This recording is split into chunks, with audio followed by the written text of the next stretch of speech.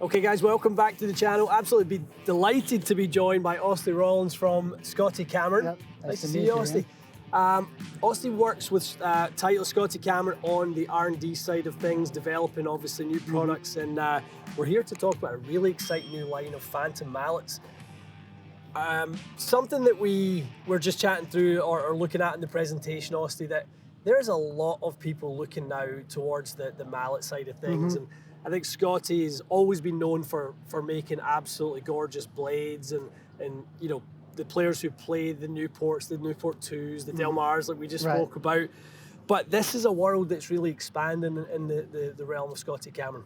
Yeah, our mallet line of putters have grown over the years, you know, from Phantom to Phantom X, and now we've got the new Phantom. You know, each year the popularity grows and grows, not just on tour, but in the marketplace as well. So it's fun to kind of put an added focus on our mallet designs. Right. And sort of players who are playing blades and have traditionally been in a blade, we kind of look at the models 5 through 11 as we see them here. Talk to me about that sort of design philosophy that goes into that. You know, when you take someone who's used to a specific look, but maybe they go, I'm not putting great, you know, I would love a little more help, MOI on my side. You know, how do you transition someone into that? Well, specifically for someone who's going from a Newport 2 into a mallet design, our 5 and 7 lines are great for that, because these are designed with that step.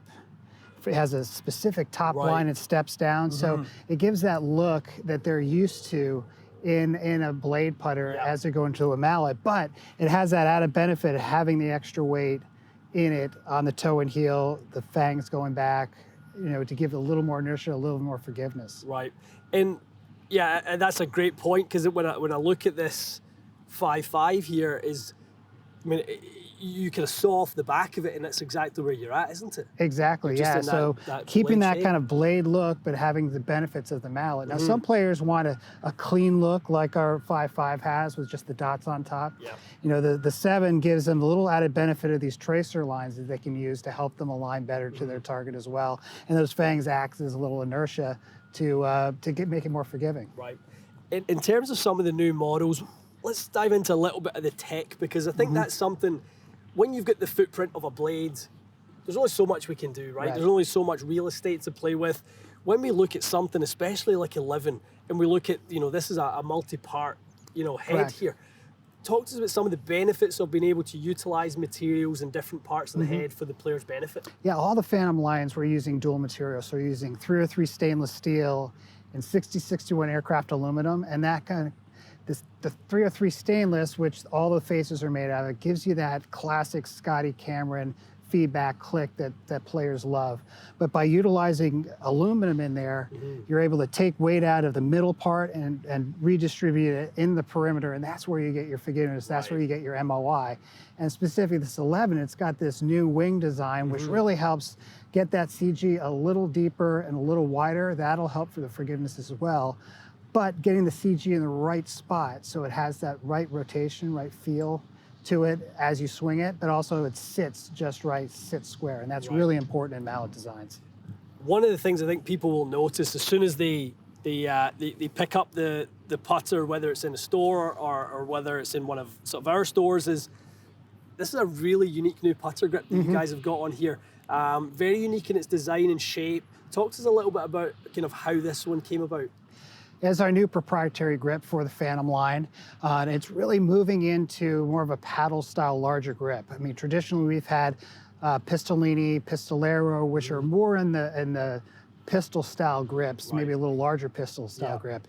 These are kind of more in the modern style of having a more parallel sides, a little larger in the lower hand, but we've done a lot to contour this grip in such a way that it fits the hands really nicely, specifically the upper hand where the fingers can wrap, a little larger bottom portion of the grip to get your hands on there comfortably, and then that wider paddle flat on the top that really gives you a sense of where that face is pointed. That's key. That's the first part of the putter that they're going to touch.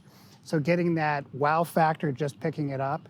And then once they put it down, is where the rest of the design comes over. So making sure that face is square to this grip, nice face awareness, and then it sits well on the ground, and it has a great flow, getting the right hosel, and then the face technology, which gives you the great click, but a nice soft sound with our dual mill. Yeah, I was going to say the dual mill that we've got in here.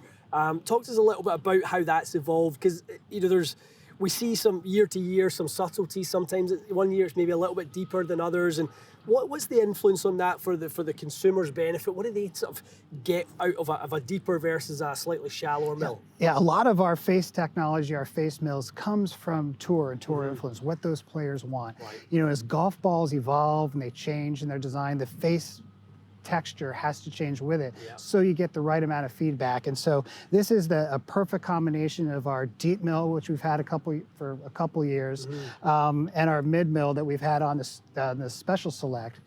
So for the Super Select, we came up with this dual mill, which is a deep mill, which creates these deep grooves in it, little peaks, but then we take those peaks off with another fine mill pass. So you get nice, consistent, flat peaks, but you get those gaps in the milling to kind of absorb that sound to give you a nice, crisp, soft sound. Yeah, that soft, solid feel. Love it. Well, guys, we're going to roll into a little bit of a fitting segment with it now, but awesome to have Austie join us just to kind of run through some of the tech, some of the sort of R&D that's been going on behind the scenes. It's great that we sort of have every other year cycles with these lines, and that gives you guys some time to really develop some really meaningful kind of changes in technology. So really excited to roll a few of these, Austie. Yeah, I'm excited for you to try them. Thank you, Ian. Okay, guys, stay tuned for more. We'll see you again soon.